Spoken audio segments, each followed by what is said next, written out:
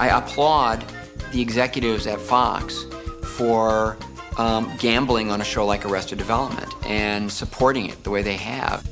Well, I watch a great deal of TV, and I welcome stuff that looks different because I'm tired of the old. It's a wonderful series written by Mitch Hurwitz and produced by Mitch and Ron Howard and Brian Glazer. It's Imagine, and it's really good talent people. My name is Mitch Hurwitz.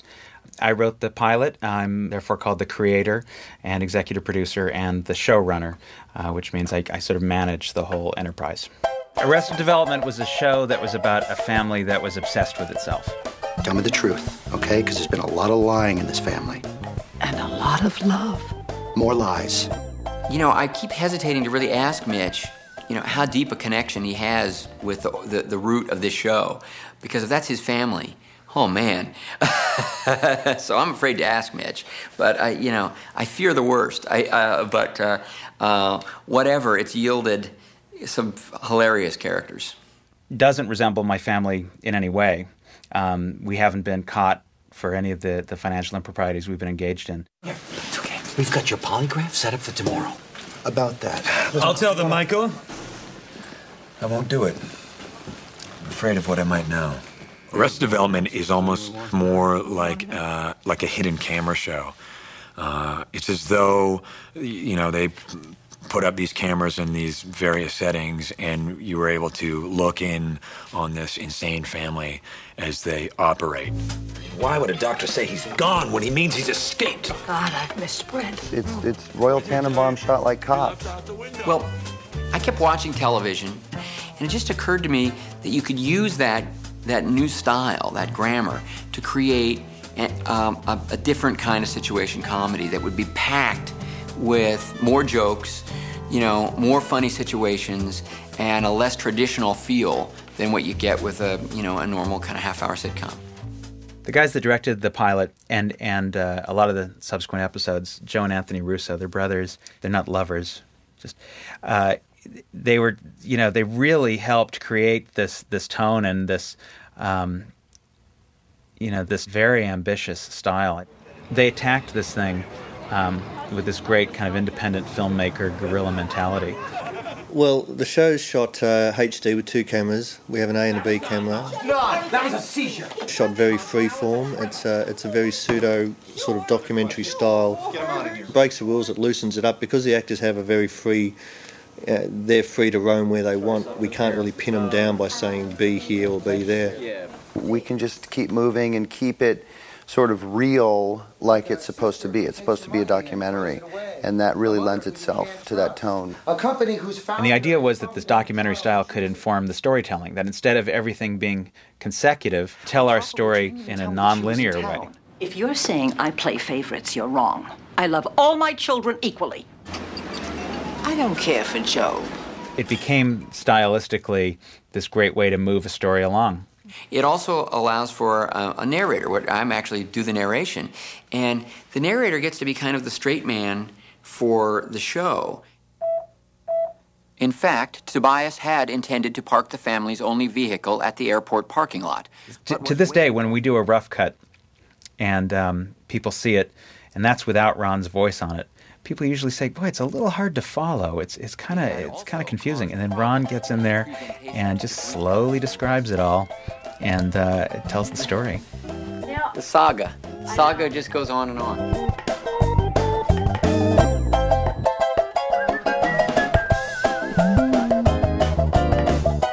Arrested Development has probably the most extraordinary ensemble that any new show could possibly put together. We just had to hope, people with a real comic spark walk through the door, and that we could put together a lot of original comic voices. And I feel like we're so fortunate with this cast. I mean, I can't imagine doing it without this cast. They really seemed to want to do something with the show that was different than what's on television, and because of that, I thought maybe I might not really get a chance to go in on it because the stuff that I've done is pretty traditional, soft fare on television. The multi-camera family or hijinksy crap. I went in there and just basically guessed right as far as how they wanted the character played. But starting tomorrow, there is going to be a new boss in town, and you're all going to have to start fending for yourselves. You're all going to finally feel that sweet sting of sweat in your eyes as Buster. You can't do that on the balcony, buddy. If you look a little closer, he's kind of the craziest one. He's got to play a character that's relatable and that gives the audience a point of entry. But to be funny, you know, he's got to have a lot of blind spots. I parked in the same spot for the last 5 years. I was there on time every single day. I was so loyal. I worked so hard. I joined it as a guest star. I wasn't supposed to be a regular on it. And it was really as unprofessional as me saying, hey, do you want to be on a TV show tomorrow? And he said, you know, I think I've got to get out of the Hollywood squares, but yeah, I'll show up. And it just, you know, through good fortune, they've asked me to continue.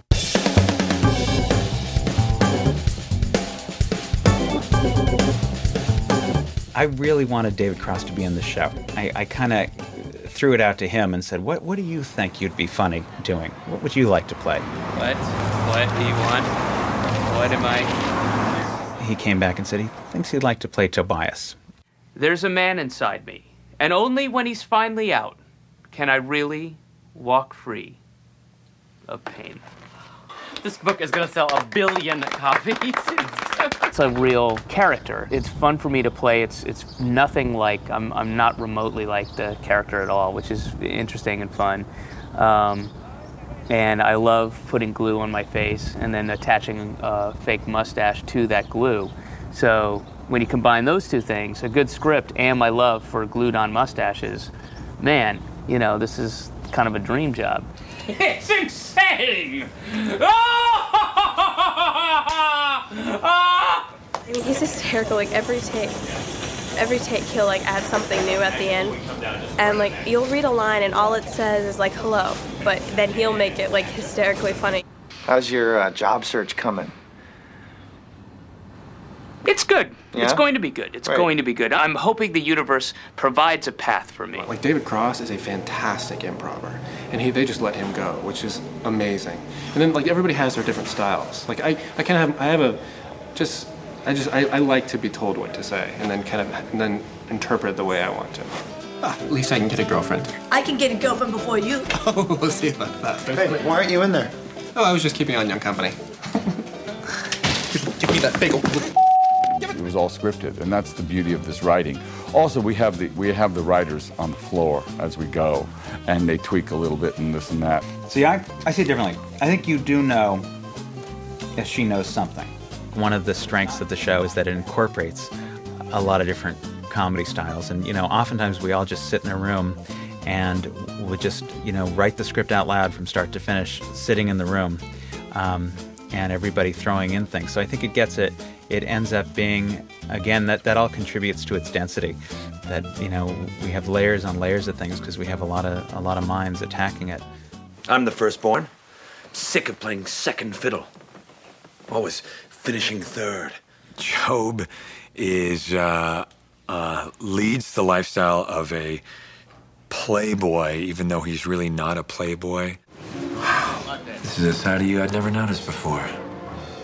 Have they always been that big?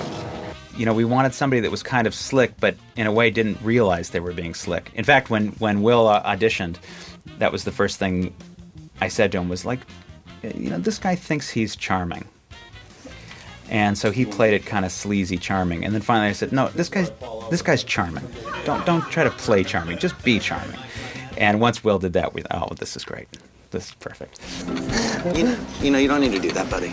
It's okay. I was mainly doing commercials before I got this job, and I just auditioned in New York. So we get this videotape from New York. Our casting director in New York sends out this videotape with Tony Hale on it. It was just the craziest thing. He was giving an off-camera massage a real long time. We were sitting there looking at the videotape thinking, what is he doing? What is he needing? Anyway, finally he said, hey, brother. And we thought, well, that's it. That's it. We just had an amazing fundraiser for Hoop. Hoop?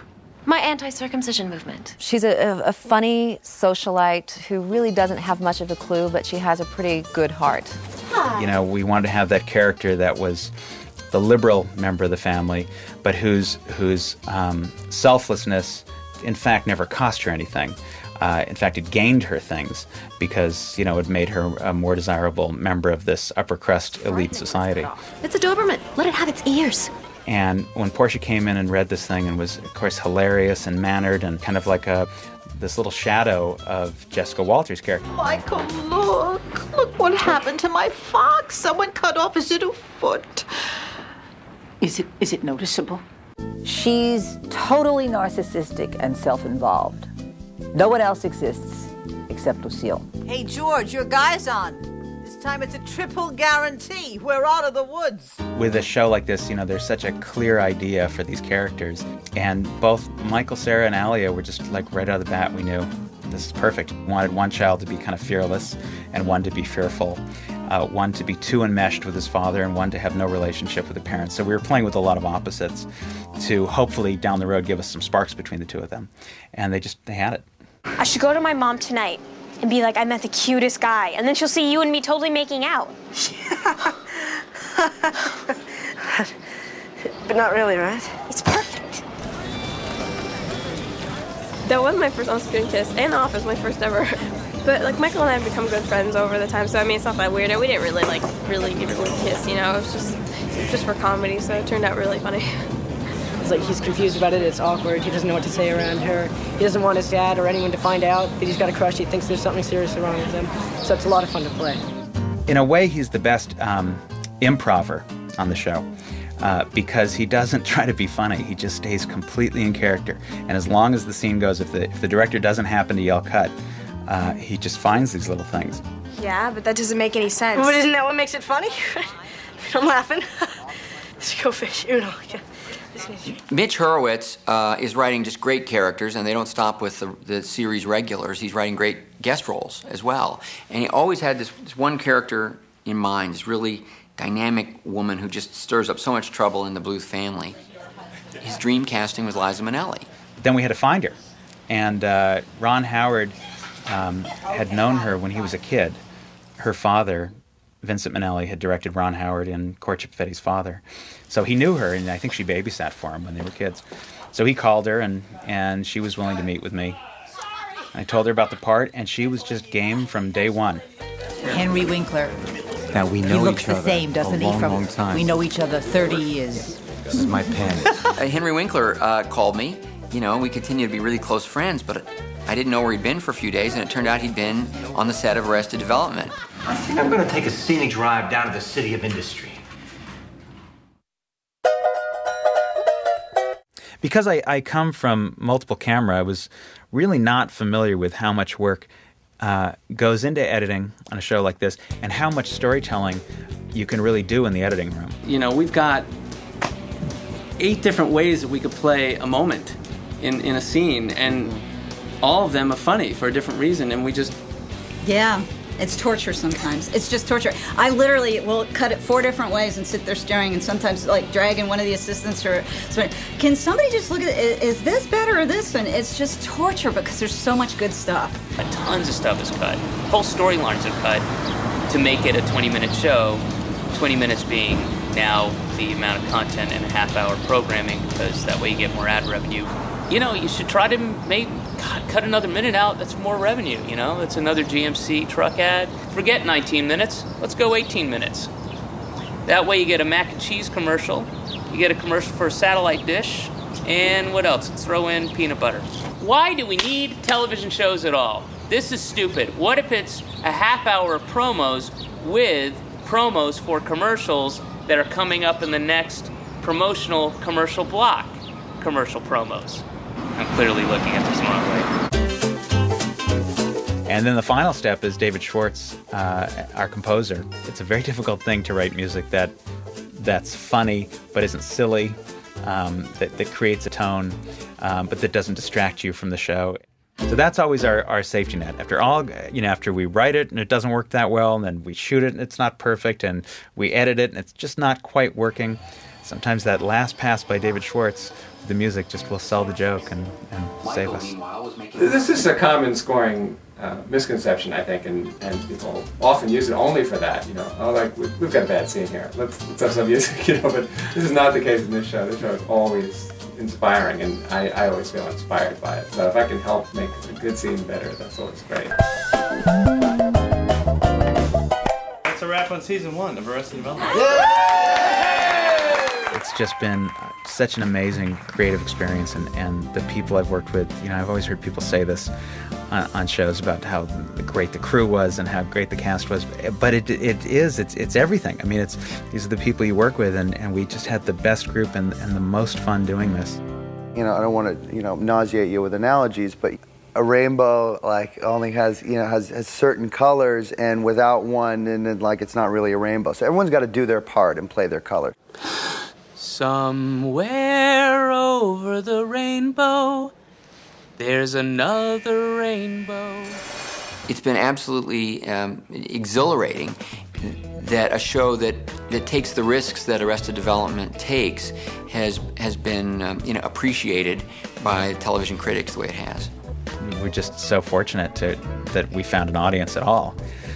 I feel like, you know, a real kinship to the people that like this show. And there's something fun about being kind of discovered by people. So I'm so optimistic about season 2. I have no idea what's going to happen yet.